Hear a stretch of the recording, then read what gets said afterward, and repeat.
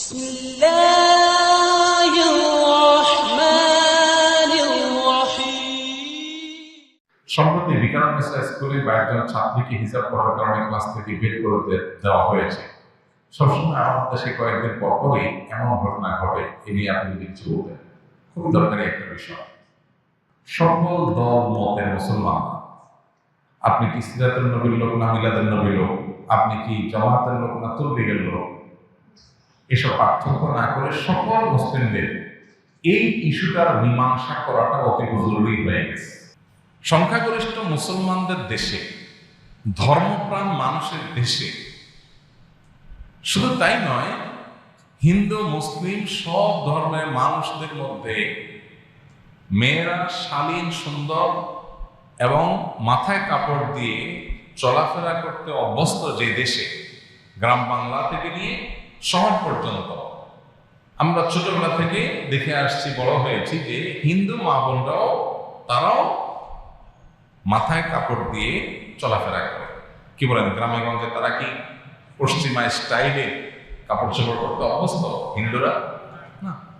তাহলে এই দেশের কমন কালচার, মুসলিম হিন্দু সব ধরনের মানুষের কমন কালচার হলো নারীরা শালীন সুন্দর পোশাক, মাথায় কাপড় দিয়ে চলাফেরা করতে তারা অভ্যস্ত। এটি আমাদের কৃষ্টি, এটা আমাদের কালচার।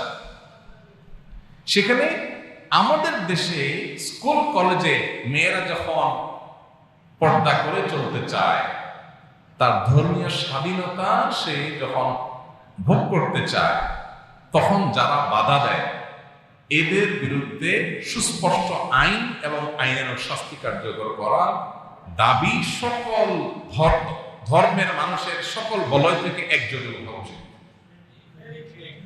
আমার তো ধারণা এই কাজ যারা করে এরা কোনো বিদেশি এজেন্ডা বাস্তবায়নে লিপ্ত।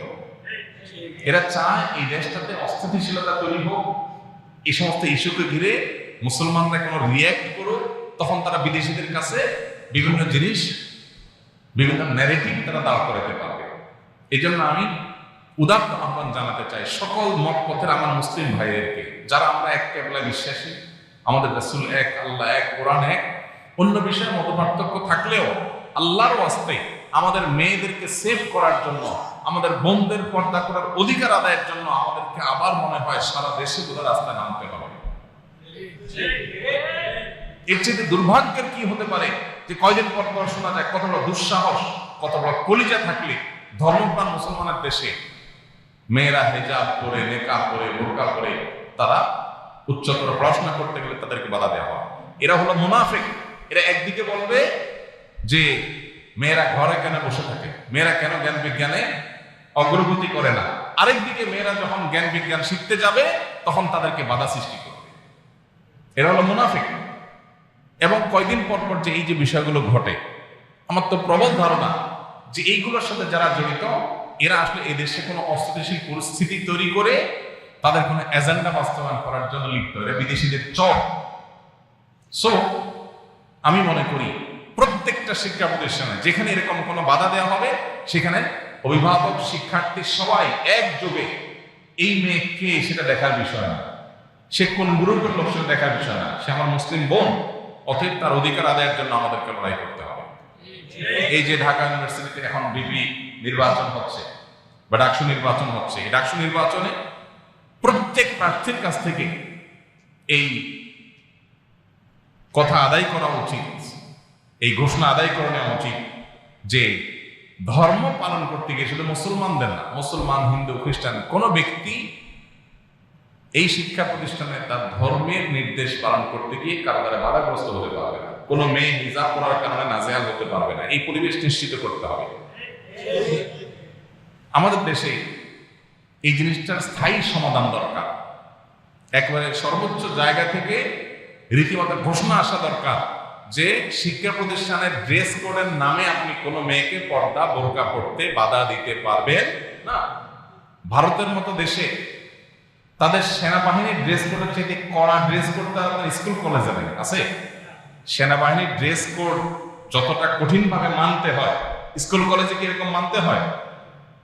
সেখানে সেনাবাহিনীর ড্রেস কোড এত কড়া থাকা সত্ত্বেও তাদের দেশে সেনাবাহিনীর ড্রেস কোড এর মধ্যে থেকেও সেখানে শিখরা তাদের পাগড়ি পড়তে পারে, পারে না?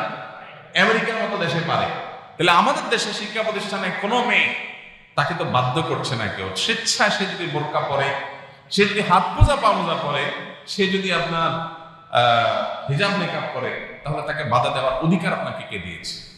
হ্যাঁ, আপনি বলবেন আইডেন্টিটিতে সমস্যা হয়, আইডেন্টিটি এটা ইয়ে করার জন্য, চেক করার জন্য দরকার হলে যেখানে মহিলা আছে, মহিলা চেক করবেন, সমস্যা কোথায়? আপনি মেশিন বসাবেন যেখানে ফিঙ্গারপ্রিন্ট দিয়ে আইডেন্টিটি চেক হবে, কত উপায় আছে। অতএব আমি রাষ্ট্রের সর্বোচ্চ পর্যায়ের কর্তা ব্যক্তিদের কাছে অনুরোধ করব, দেশকে স্থিতিশীল রাখবার প্রয়োজনে ধর্মপ্রাণ মানুষের মনে যেন আঘাত না হয়, তারা যেন সংক্ষুব্ধ না হয় সে প্রয়োজনে, এবং কেউ যাতে গোলাপানিতে মাছ শিকার করার সুযোগ না পায় সে প্রয়োজনে এই ইস্যুটার একটা স্থায়ী সমাধান দরকার। কয়দিন পর পর আজকে এখানে কালকে ওখানে, হিজাব পরার কারণে, নেকা পরার কারণে, বোরকা পরার কারণে টিচার ক্লাস থেকে বের করে দিবে, শিক্ষা প্রতিষ্ঠান নাজেহাল হবে, এটা যেন আর না হয়। এই জন্য ঘোষণা হওয়া দরকার, যেই কোনো শিক্ষা প্রতিষ্ঠানে যেই রকম ড্রেস কোড থাকুক না কেন, তার পাশাপাশি কোনো মেয়ে যদি পর্দা করতে চায় তাহলে তাকে বাধা দেওয়া হবে, তার সাংবিধানিক অধিকারের লঙ্ঘন। কারণ তার সংবিধান তাকে তার ধর্ম পালনের স্বাধীনতা দিয়েছে, আপনি বাধা দেওয়ার কে? ড্রেস কোডের নাম দিয়ে আপনি বাধা দিতে পারেন না। আপনার ড্রেস কোড ঠিক রেখে সে পাশাপাশি যদি পর্দা করতে চায় তাকে সে সুযোগ দিতে হবে। এটা সর্বোচ্চ পর্যায় থেকে, রাষ্ট্রের সর্বোচ্চ পর্যায় থেকে ঘোষণা যাওয়া উচিত।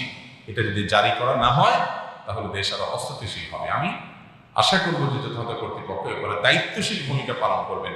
এই জন্য আমরা 5ই আগস্টের পরপর বলছিলাম বারবার করে যে এই দেশে সবচেয়ে বেশি মাজলুম হলো ধার্মিকেরা। দাড়ি টুপি আছে, সে সবচেয়ে জুলুমের শিকার। বোরকা পরে ওই মহিলা সবচাইতে, বোরকা না পড়লে মহিলার এত জুলুম নাই। অতএব এই সমস্যার সমাধান, স্থায়ী সমাধান দরকার এবং এই ইস্যুটার মীমাংসা হওয়া দরকার। আল্লাহ আমাদেরকে তৌফিক দান করুন।